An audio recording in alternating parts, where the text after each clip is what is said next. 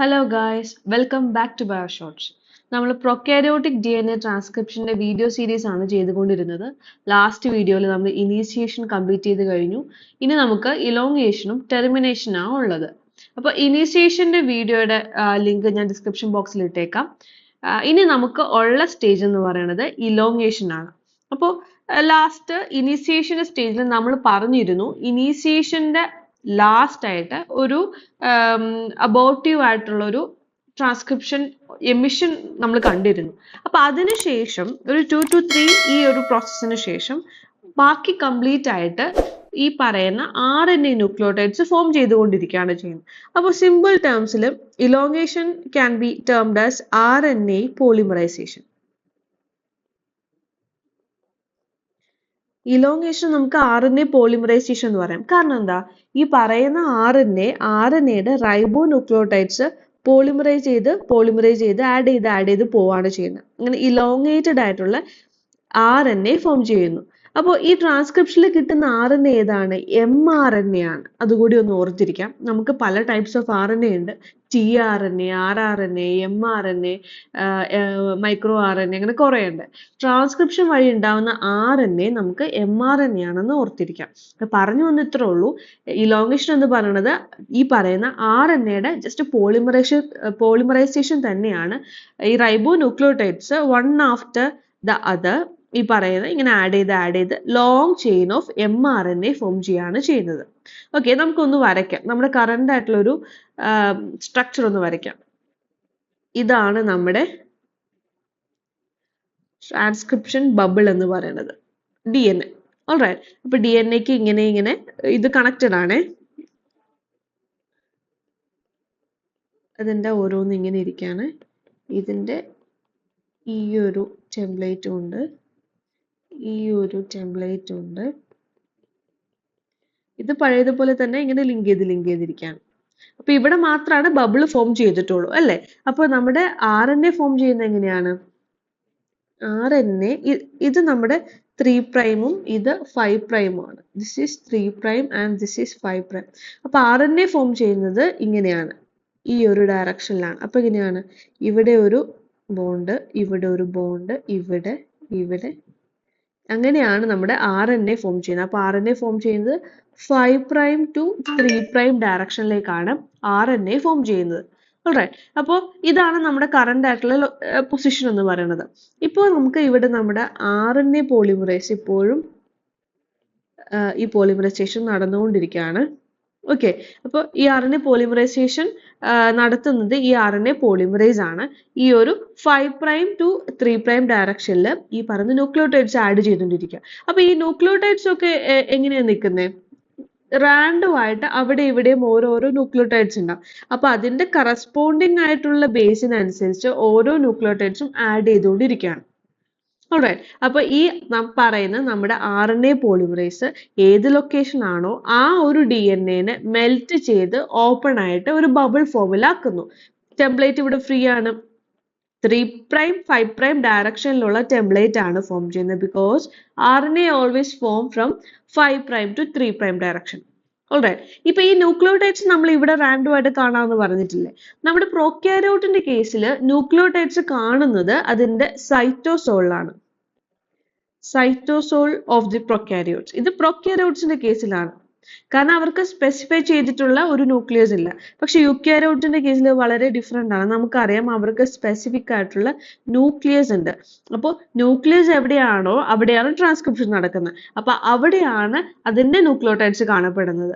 പക്ഷേ ഇതൊരു പ്രൊക്യാരിയോട്ടിന്റെ കേസിലായതുകൊണ്ട് ഇതിന്റെ ന്യൂക്ലിയോടൈഡ്സ് റാൻഡമായി കിടക്കുന്നത് സൈറ്റോസോളിൽ തന്നെ ഇത് കിടപ്പുണ്ടെന്ന് ഓർത്തിരിക്കാം.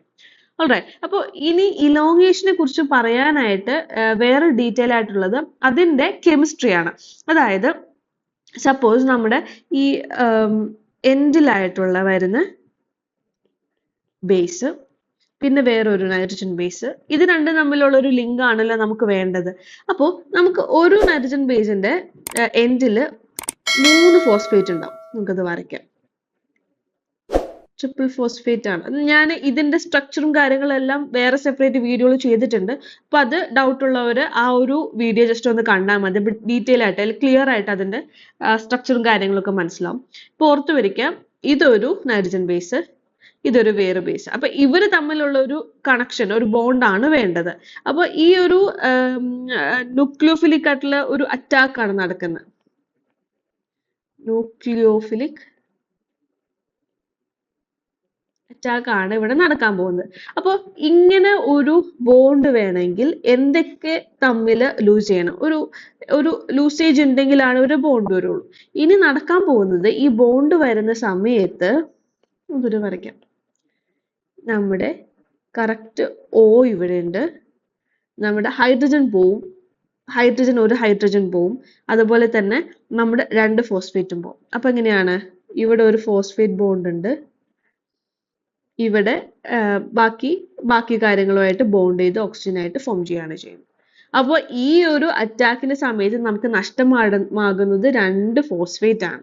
ഇതിനെ നമുക്ക് PPI എന്ന് പറയാം. അതായത് ലിങ്ക് ചെയ്ത് ഒരു PIയും അതുപോലെ തന്നെ ഒരു PA. ഇതെന്ന് പറയുമ്പോൾ എന്താണ്? നോർമൽ ആയിട്ട് പറയുന്നത് this is just an inorganic phosphate. ഇവിടെ നിന്ന് നഷ്ടമാവുന്ന 2 ഫോസ്ഫേറ്റ് ലൂസ് ചെയ്ത് പോവാണ്, 2 ഫോസ്ഫേറ്റ് പോകുന്നു.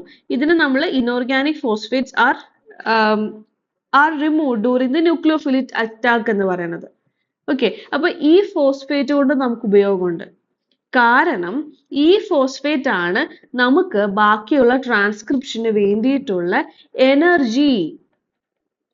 നമുക്ക് എനർജി മോളിക്യൂൾ, ഫോസ്ഫേറ്റ് മോളിക്യൂൾസിന്റെ കാര്യം ATP ADP കാര്യങ്ങളൊക്കെ നമ്മൾ പഠിച്ചിട്ടുണ്ട്. അപ്പോൾ ഈ ഫോസ്ഫേറ്റിൽ വരുന്ന എനർജിയാണ് is used to process the move forward this process. ഈ ട്രാൻസ്ക്രിപ്ഷൻ എന്ന് പറഞ്ഞിട്ടുള്ള ആ ഒരു പ്രോസസ്സ് മൂവ് ഫോർവേഡ് ചെയ്യാൻ വേണ്ടി ഹെൽപ്പ് ചെയ്യുന്ന ആ energy is given by this nucleophilic attack. Clear ആയില്ലേ? അപ്പൊ ഇത്ര ഓർത്ത് മതി. ഈ ന്യൂക്ലിയോഫിലിക് അറ്റാക്ക് വഴി ഉണ്ടാവുന്ന ഫ്രീ പാർട്ടിക്കിൾസ് ആയ ഫോസ്ഫേറ്റ് ആണ് ഈ ഒരു ട്രാൻസ്ക്രിപ്ഷൻ പ്രൊസീജിയർ മൊത്തത്തിൽ നടക്കാനുള്ള എനർജി മൂവ് ചെയ്യുന്നത്. എങ്ങനെയൊക്കെ എനർജി വരുന്നത്? ഈ പറയുന്ന RNA പോളിമറേസ് ഉണ്ട്, ഇതിന് മൂവ് ചെയ്യണം, അപ്പൊ അതിന് എനർജി വേണം അല്ലെ?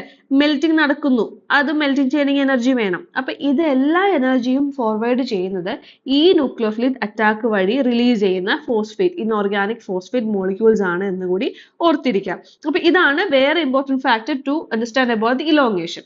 പിന്നെ നമുക്കൊരു കാര്യം കൂടി പറയണം. ഞാൻ പറഞ്ഞിരുന്നു എപ്പോഴും ഇലോങ്ങേഷൻ 5' to 3' ഡയറക്ഷനിൽ മാത്രമേ നടക്കുള്ളൂ എന്ന്. ജസ്റ്റ് എപ്പോഴും ഓർത്തിരിക്കാം. പിന്നെ വേറൊരു മോളിക്യൂൾ ഉണ്ട്. നമുക്കറിയാം ന്യൂക്ലിയോഫിലിക് അറ്റാക്ക് അറ്റ് എ ടൈമിൽ ഒരെണ്ണം മാത്രമേ നടക്കത്തുള്ളൂ. കണ്ടോ? ഇപ്പൊ ഈ ഒരു ബോണ്ടിന് നമുക്ക് ഇത് കഴിഞ്ഞു, ഈ ഒരു ബോണ്ടിന് അടുത്ത അറ്റാക്ക് വേണം. അപ്പോൾ ഒരെണ്ണം മോളിക്യൂൾ മാത്രമേ അറ്റ് എ ടൈമിൽ ആഡ് ചെയ്യുള്ളൂ. പിന്നെ വേറൊരു ന്യൂക്ലിയോടൈഡ് മാത്രമേ അറ്റ് എ ടൈം ആഡ് ചെയ്യുള്ളൂ. ഇത് വേറെ ന്യൂക്ലിയോടൈഡ്.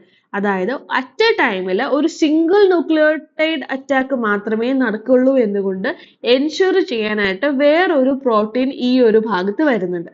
അപ്പൊ അതിനെ പറയുന്ന പേരാണ് ബ്രിഡ്ജ് പ്രോട്ടീൻ എന്നാണ് പറയുന്നത്. Bridge protein. അപ്പൊ ബ്രിഡ്ജ് പ്രോട്ടീൻ എന്ന് പറഞ്ഞിട്ടുണ്ടെങ്കിൽ അതിന് ഒരു മെയിൻ ഡ്യൂട്ടി എന്ന് പറയുന്നത് in order to ensure whether single nucleotide attack occurs. Single attack നടക്കുന്നുള്ളൂ എന്ന് എൻഷുർ ചെയ്യുന്നത് ഈ പറയുന്ന ബ്രിഡ്ജ് പ്രോട്ടീൻ ആണ്. അത് മാത്രമല്ല it also ensures the proper binding. ഈ പറയുന്ന ബേസുകൾ തമ്മിൽ പ്രോപ്പർ ആയിട്ട് ബൈൻഡ് ചെയ്യാൻ പറ്റുന്നു എന്നുള്ള കാര്യവും ഈ പറയുന്ന ബ്രിഡ്ജ് പ്രോട്ടീൻസ് എൻഷുർ ചെയ്യുന്നുണ്ട്. ആ ഒരു പ്രോട്ടീൻ ഫാക്ടർ ബ്രിഡ്ജിനെ കുറിച്ചിട്ട് ഓർത്തിരിക്കാം. പ്രോട്ടീൻ ബ്രിഡ്ജ് അല്ലെങ്കിൽ പ്രോട്ടീൻ ഫാക്ടർ ബ്രിഡ്ജ് എന്ന് കൂടി ഓർത്തിരിക്കാം. ഓൾറൈറ്റ്, അപ്പോൾ ഇതിന്റെ ഞാനൊന്ന് വരച്ച് കാണിക്കാം. Suppose this is our DNA. നമ്മുടെ DNA ആണ്. DNAക്ക് ന്യൂക്ലിയോടൈഡ്സിൽ ഇങ്ങനെ എല്ലാം ഉണ്ട്. അപ്പോൾ നമുക്ക് അതിനനുസരിച്ചിട്ടുള്ള RNAയും ഇവിടം വരെ അങ്ങ് ഫോം ചെയ്യാം. ഇതുപോലെ അതിന് കറസ്പോണ്ടിങ് ആയിട്ടുള്ള ബേസിസ് അനുസരിച്ച് RNA ഫോം ചെയ്തു. ഇനി നമുക്ക് ഇതൊന്ന് ഇലോങ്ങേറ്റ് ചെയ്ത് വരയ്ക്കാം. ഇത്തരം ബോണ്ട് ചെയ്ത് കഴിയുമ്പോൾ ബാക്കിയുള്ള RNA തിരിഞ്ഞിരിക്കുക എന്നുള്ള ഒരു സങ്കല്പത്തിൽ ഇരിക്കുക. ഓക്കെ, ബോണ്ടുകൾ ഇവിടെ മെൽറ്റ് ചെയ്ത് കഴിഞ്ഞ് കഴിയുമ്പോൾ ബാക്കിയുള്ള RNAയുടെ ബോണ്ട് തിരിഞ്ഞിരിക്കുന്നത്, ആ ഒരു പ്രൊസീജിയറിൽ ഇരിക്കുന്നത്. ഇവിടെയാണ് നമ്മുടെ ബ്രിഡ്ജ് പ്രോട്ടീൻസിന്റെ ഇൻഫ്ലുവൻസ് വരുന്നത്. ഇത് നമ്മുടെ ബ്രിഡ്ജ് പ്രോട്ടീൻ ആണെന്ന് ഓർക്കാം. This is our protein bridge. ഈ ബ്രിഡ്ജ് പ്രോട്ടീൻ വരുമ്പോൾ നെക്സ്റ്റ് ടൈമിൽ നമുക്ക് നെക്സ്റ്റ് ടൈം ഒന്ന് വരച്ചു നോക്കാം. നെക്സ്റ്റ് ടൈമിൽ നമ്മുടെ DNA, ഞാൻ കുറെ വരയ്ക്കുന്നില്ല, ഞാൻ റഫായിട്ടാണ് വരയ്ക്കുന്നുള്ളൂ. അപ്പൊ ഇതുവരെയാണ് ബോണ്ട് വെച്ചിരുന്നത്, ഇത് ഇങ്ങോട്ടായിരുന്നു. അപ്പൊ നമ്മുടെ RNA കൂടി ഒന്ന് വരച്ചിട്ട് പറയാം. നമ്മുടെ കറസ്പോണ്ടിങ് RNA ബേസിസ് ഇനി ഉള്ള ഈ പറയുന്ന ഇങ്ങോട്ട് തിരിഞ്ഞിരിക്കുന്ന ആ ഒരു ബേസ് തിരിച്ച് ഇങ്ങോട്ട് വരുന്നു. അതായത് നമുക്കൊന്ന് വരച്ച് ചെയ്യാം. ഇത് തിരിച്ച് ഇങ്ങോട്ട് താഴോട്ട് വരാണ് ചെയ്യുന്നത്. ബാക്കിയെല്ലാം മേളില്. മനസ്സിലായോ? അതായത് ആവശ്യമുള്ള ഇനി ഏത് ബോണ്ടാണോ വേണ്ടത് ആ ഒരു ബേസ് മാത്രം തിരിച്ചു വന്നിട്ട് ബാക്കിയെല്ലാം തിരിഞ്ഞിരിക്കുന്നു. അപ്പൊ അറ്റ് എ ടൈമിൽ ഒരെണ്ണം മാത്രമാണ് ബോണ്ടിങ്ങിന് വേണ്ടിയിട്ട് വരുന്നുള്ളൂ. അപ്പോൾ അങ്ങനെ നമുക്ക് ഒരു അറ്റ് എ ടൈം സിംഗിൾ ടൈമിൽ ഒരു ന്യൂക്ലിയോടൈഡ് മാത്രം അറ്റാക്ക് ചെയ്യുന്നുള്ളൂ എന്ന് മനസ്സിലാവും. അപ്പോൾ ഇതിന് ചുറ്റും നിൽക്കുന്ന ന്യൂക്ലിയോടൈഡ്സ് വന്ന് കറസ്പോണ്ടിങ് അറ്റാക്ക് നടക്കുകയാണ് ചെയ്യുന്നത്. അപ്പോൾ ഇവിടെ ആരുടെ പ്രസൻസിനോ ഇതൊക്കെ നടക്കുന്നത്? This is mainly due to the presence of protein bridge protein. Alright, ഇപ്പൊ ക്ലിയർ ആയോ? ഈ RNTPs ഇവിടെ നിന്നെങ്കിലും ഇതിന്റെ കറസ്പോണ്ടിങ് ആയിട്ട് ഏത് വരണമെന്ന് പറയുമ്പോൾ ആരാണ്? ബ്രിഡ്ജ് പ്രോട്ടീൻ ആണ് സിംഗിൾ ന്യൂക്ലിയോടൈഡ് അറ്റാക്ക് മാത്രം വരുള്ളൂ എന്ന് എൻഷുർ ചെയ്യുന്നത്. Alright, അപ്പോൾ ഒരു it shift one nucleotide apart after the one. അപ്പോൾ only it allow one at a time എന്ന് മാത്രം ഓർത്തിരുന്നാൽ മതി ബ്രിഡ്ജ് പ്രോട്ടീനെ കുറിച്ചിട്ട്. സോ അപ്പോൾ ഇതൊക്കെയാണ് നമ്മുടെ ഒരു കണ്ടീഷൻ എന്ന് പറയുന്നത്. So this the bubble moves from 5' to 3' direction for the addition of nucleotide. ഇങ്ങനെ ഓരോന്ന് മൂവ് ചെയ്യുമ്പോഴും ഇങ്ങോട്ട് തിരിഞ്ഞിരിക്കുന്നതെല്ലാം സിംഗിൾ ആയിട്ട് വന്ന് അറ്റ് എ ടൈമിൽ ഓരോന്ന് ചെയ്യാണ് ചെയ്യുന്നത്. അങ്ങനെ ഈ പോളിമറൈസേഷൻ വഴിയിട്ട് ഒരു പറയുന്ന മെൽറ്റിങ്ങും നടക്കുന്നുണ്ട്, അതുപോലെ തന്നെ പോളിമറൈസേഷനും നടക്കുന്നുണ്ട് എന്നുകൂടി ഓർത്തിരിക്കാം. പിന്നെ ഈ സമയത്ത് എനിക്ക് പോളിമറൈസിന്റെ ഒരു ഫംഗ്ഷനും കൂടി ഞാനൊന്ന് ആഡ് ചെയ്യട്ടെ. അതായത് നമ്മുടെ പോളിമറൈസ് നമുക്കൊന്ന് വരയ്ക്കാം. ഇത് നമ്മുടെ DNA, ഇത് നമുക്ക് പോളിമറൈസ് ആയിട്ട് എടുക്കാം. This is our polymerase. Okay, അപ്പോൾ DNA യുടെ മോളിക്യൂൾസ് എന്ന് പറയുമ്പോൾ ഇത് ബോണ്ട് ഉണ്ട്. സപ്പോസ് ഇതിൻ്റെ ഉള്ളിൽ ഒരു